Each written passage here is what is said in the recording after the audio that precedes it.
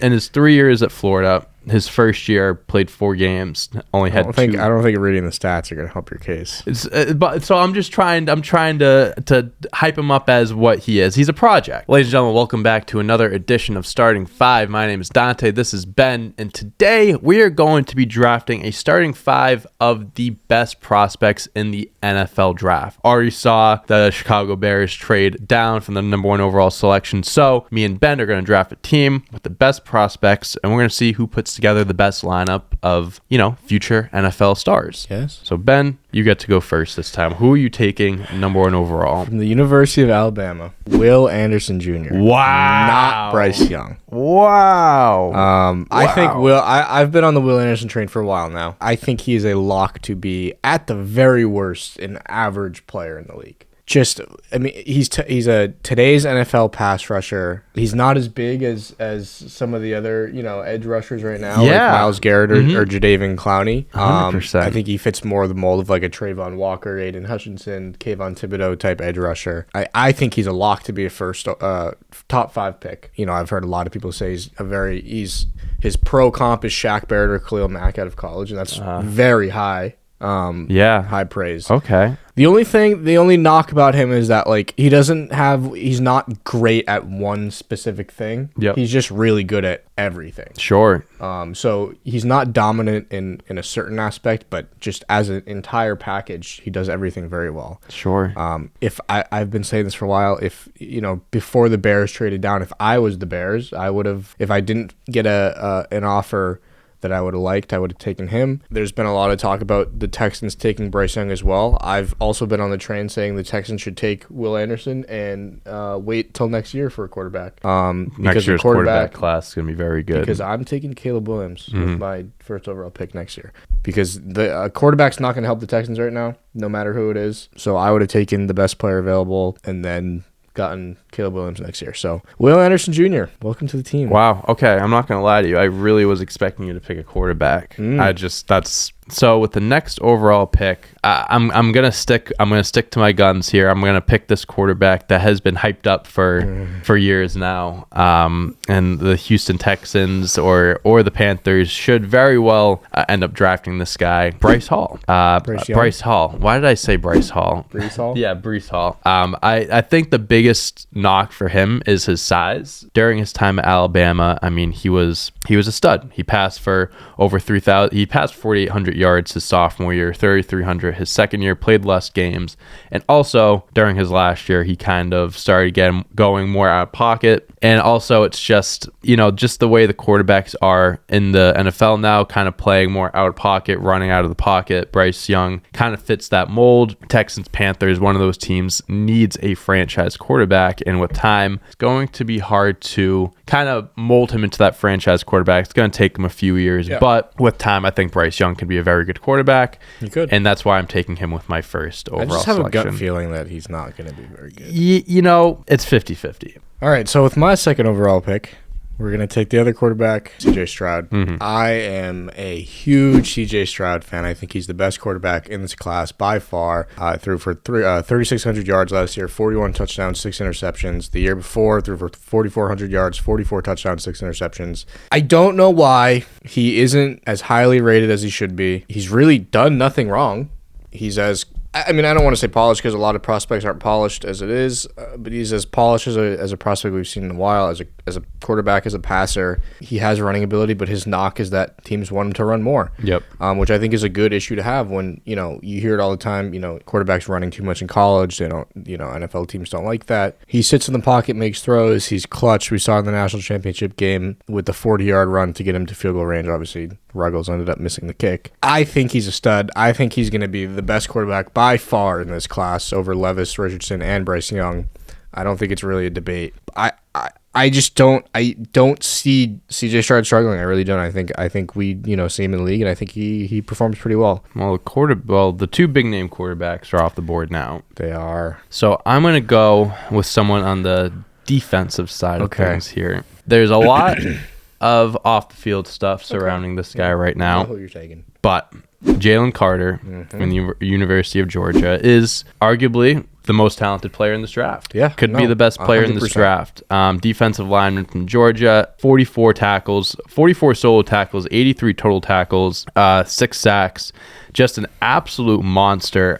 This past year, he was unanimous first-team All-American, first-team All-SEC, and was second-team All-SEC last year. Again, a lot of off-the-field stuff is affecting his draft stock, so that's currently, I think, a few drafts have him around between 5 and 10 getting selected, but as a talent, it's really hard to debate that there are many players more talented than Jalen Carter this year. So with that being said, Jalen Carter, he's someone that I have to take off the board right 100%. Now.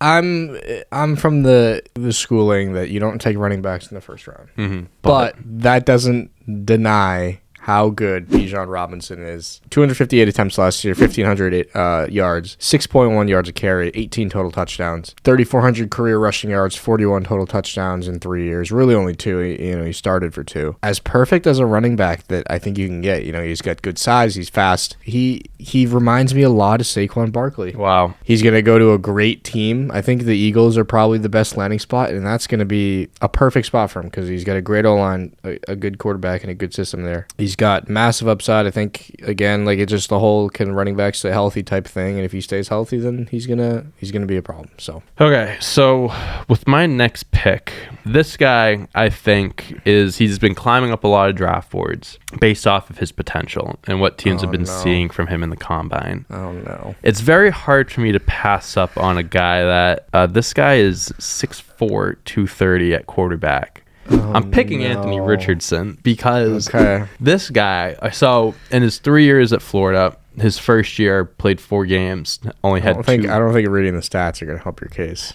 But so I'm trying to hype him up as what he is. He's a project. It took him until his third year at college to put up a decent season where he played 12 games. First time he played more than 10, 2,500 yards, 17 pass touchdowns. The guy is what I just said. He's a project, but with a guy with that much height and that much talent, and he's proving in the combine that he can be a dual threat quarterback. He can pull off a few tricks. I think Anthony Richardson is a guy that one team is going to take a chance on. What team that would be? It could be a team like the Colts. It could be a team like the Seahawks. Hell, it could be even the Lions if they wanted to work on him. But a team's going to take a shot on him because he's just too athletic, and his arm, I think he's got something there. You just got to put the right tools around him, the right coaching, the right mentorship. I've been hearing a lot about him, and they've all been good things. So he's a top 10 prospect for a reason. Anthony Richardson,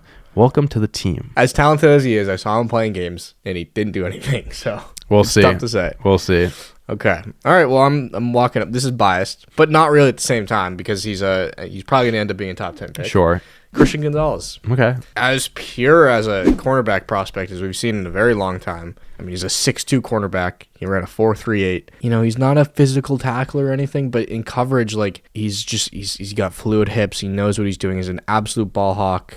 He had 4 picks last year, 7 PBUs, 50 tackles. I think there's a lot of great corners in this draft. I really like Devin Witherspoon too. I think Witherspoon is a much more physical cornerback than he is, but I think in terms of coverage, I think Gonzalez is much more fluid. I think he has a feel for playing the deeper zones better than Witherspoon does. I think I would probably say Witherspoon to me feels more like a hybrid nickel safety. I think Christian Gonzalez is going to end up being a long-term cornerback for a team for a long time. So okay, Gonzo, my guy. You took a corner that I was also looking at, but I think I'm gonna have to go with the other corner, the other guy that you just mentioned, Devin Witherspoon. Ran a 4.39 40 yard. You said he's physical. They say he's a good tackler here, so it kind of adds sounds like it adds up here. Yeah, I think he's a guy that, they have him listed at cornerback, but you said he's more of like a nickel safety. He is a guy that can play a few different positions. I think he's a guy that can go to a team and help out in more ways than one. In this mock draft, they have him going to the Lions, and honestly, I think that would be a great spot for him. Perfect for him. I'll go with Devin Witherspoon. I think that kind of matches up where we're going here with where he'd end up in the draft. So I'll go with him. I'm gonna reunite JSN and CJ Stroud with my last pick. I'm taking Jackson Smith and Jigba. It's not a great wide receiver class, but it's a deep wide receiver class. There's a lot of wide receivers. 6 foot, great receiver. He was in that wide receiver room of Garrett Wilson and Chris Olave. I mean, even 2021, they had Garrett Wilson and Olave. Yep. And he had 1,600 yards and 9 touchdowns.